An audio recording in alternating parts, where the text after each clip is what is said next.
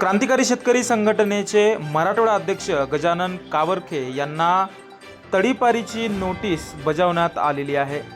ही notice आल्यानंतर क्रांतिकारी शेतकरी संघटनेचे युवक प्रदेशाध्यक्ष लक्ष्मण मोरे चांगलेच आक्रमक पाहायला मिळाले।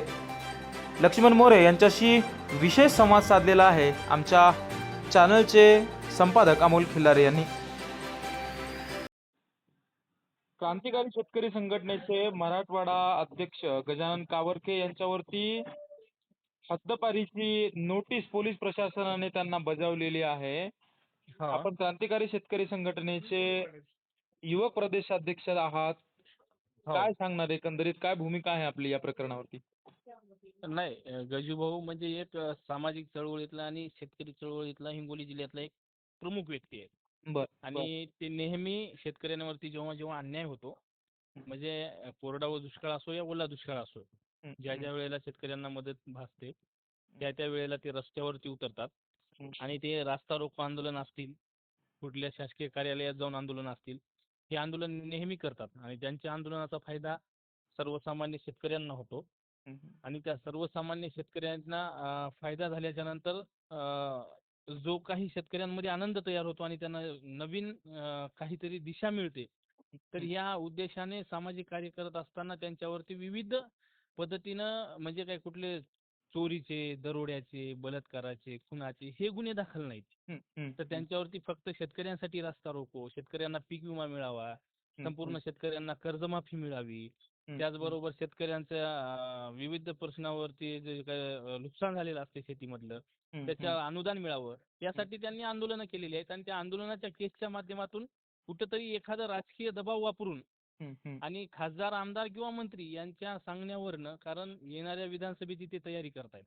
हं, हं, तर त्या अनुषंगानं ते राजकीय सूडबुद्धीतून झालेला हा प्रकार आहे. आणि हं, अशा प्रकाराला आम्ही भीक घालत नाही, कारण आम्ही क्रांतिकारी मावळे आहोत. हं, हं, क्रांतिकारी शेतकरी संघटनेच्या माध्यमातून आम्ही फक्त हिंगोली, नांदेड या भागात नाही, हं, संबंध हं, महाराष्ट्रभरामध्ये आम्ही आंदोलन करत असतो. आणि आम्ही अशा तोडक्या मोडक्या नोटिशीला आम्ही अजिबात भीक घालत नाही. आणि हं. गजूभाऊ सुद्धा एक क्रांतिकारी विचाराचे आहेत, ते कधी कुणाला घाबरत नाहीत.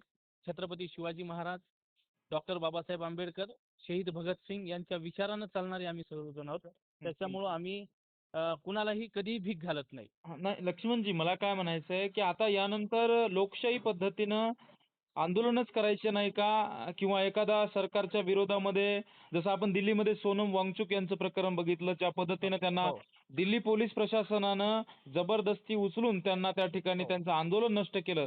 मग आता हो. सर्वसामान्य माणसांनी किंवा संघटनेच्या माध्यमातून आवाजच उचलायचा नाही का? काय वाटतं आपल्याला? नाही, एक ऐका, भाजप म्हणजे हिटलरशाही आणि हं, हं. हिटलरशाही म्हणजे भाजप. बरं, ह्या दोन गोष्टी आता म्हणजे समानार्थी झालेल्या आहेत. बरं. म्हणून मला असं म्हणायचंय, की जर भाजप आंदोलनाच्या जीवावरती जर सत्तेत आला असेल हं, हं, हं. आणि सत्तेत येऊन जर आंदोलन करणाऱ्यांना जर दडपत असेल, हं, तर हं, हं. स्वतःच्या विचारापासून दूर गेलेला हा पक्ष आहे. आणि हं, जो हं, माणूस हं. स्वतःच्या विचारापासून, पक्ष असो या माणूस असो, हं, विचारापासून हं. दूर जातो, तो बरोबर, लवकरच नायनाट आणि नष्ट होत असतो. कारण बरोबर. सर्वसामान्य शेतकऱ्यांनी तिथपर्यंत भाजप जावा आणि आपल्या सुखादुःखाचा आणि आपल्या अडीअडचणीत पाठीशी उभं टाकावा, ही हो, हो. भाजपकडून सर्वसामान्य लोकांची अपेक्षा आहे. पण सर्वसामान्य लोकांच्या अपेक्षेला तडा देण्याचं काम भाजप करते. आणि भाजपा म्हणजे आता इंग्रजांपेक्षा सुद्धा हं, हं. जास्त हाल करायला या भारतीयांचे लागलेले आहेत. म्हणून हो. माझी एक तुम्हाला न्यूजच्या माध्यमातून सांगतोय, की हं, येणाऱ्या हं. दिवसामध्ये भाजपला ह्या गोष्टी परवडणाऱ्या नाहीत.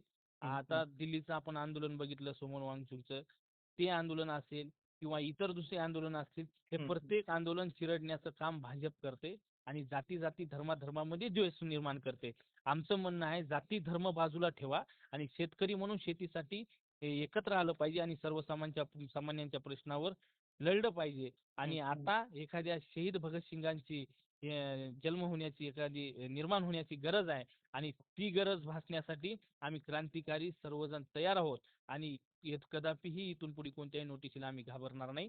आणि गजानन भाऊ कावरके यांच्या पाठीशी पूर्ण क्रांतिकारी शेतकरी संघटना ठामपणे उभी आहे. बरं लक्ष्मणजी, आपले जे संघटनेचे संस्थापक अध्यक्ष आहेत रविकांत तुपकर हो. यांच्या सोबत याविषयी काही चर्चा झाली आहे का? हे प्रकरण त्यांच्याकडं त्यांना ज्ञात आहे का? हो, रविकांत भाऊ सोबत आमची चर्चा झालेली आहे. हं. रविकांत भाऊनी पूर्ण या नोटिसीवर ते सगळ्या गोष्टीवरती लक्ष देऊन आहेत बर आणि त्यांनी सांगितलेलं आहे, की असल्या कुठल्याही तोडक्या-मोडक्या नोटिसीला आपण घाबरायचं नाही. बर आपण क्रांतिकारी मावळे आहोत आणि रविकांत भाऊ तुपकर हे गजानन भाऊच्या पाठीमागं ठामपणे उभे आहेत. बर खांद्याला खांदा लावून उभे आहेत. अशा जिल्हा बंदी केल्याने कोणाचं कार्य थांबत नसते. बर कारण शहीद भगतसिंगांना सुद्धा इंग्रजांनी जेलमध्ये टाकण्याचं काम केलं. बर पण जेलमध्ये राहून सुद्धा क्रांतीचा लढा देणारे शहीद भगतसिंग होते आणि त्यांच्या विचारातून चालणारे आम्ही आहोत. आणि रविकांत भाऊ तुपकरांचा तोच विचार आमच्या पाठीशी आहे. बरं काय वाटतं तुम्हाला एकंदरीत एवढं घाबरण्याचं काय कारण असेल, की एवढ्या सर्वसामान्य कार्यकर्त्याला अशा पद्धतीची पोलीस प्रशासनाचा वापर करून नोटीस काढून म्हणजे एवढं हतबल झालेलं हे शासन आहे का? काय वाटतं तुम्हाला? नाही, शासनाला भीती आहे. कारण रस्त्यावरती क्रांती ही शासनाला परवडत नाही. हं, हं, कारण शासनाला माहिती आहे की आपली प्रत्येक गोष्ट चुकत चालली. पण हं, ते हं, स्वतःची चूक मान्य करायला नाही, हं, तयार हं, नाहीत. हे हं. अशी गोष्ट या राज्य शासनाची आणि केंद्र शासनाची चालू आहे. आणि त्यांना असं वाटतंय की आंदोलन करणारा तयार होता कामा नये. हं, आज जर हं, गजूभाऊवर नोटीस काढली, तर त्यांच्याकडे बघून बाजूच्या जिल्ह्यातले काही कार्यकर्ते असतील, हं, त्या हं. हिंगोली जिल्ह्यातले काही कार्यकर्ते असतील, हे हो. आंदोलनं बंद करतील.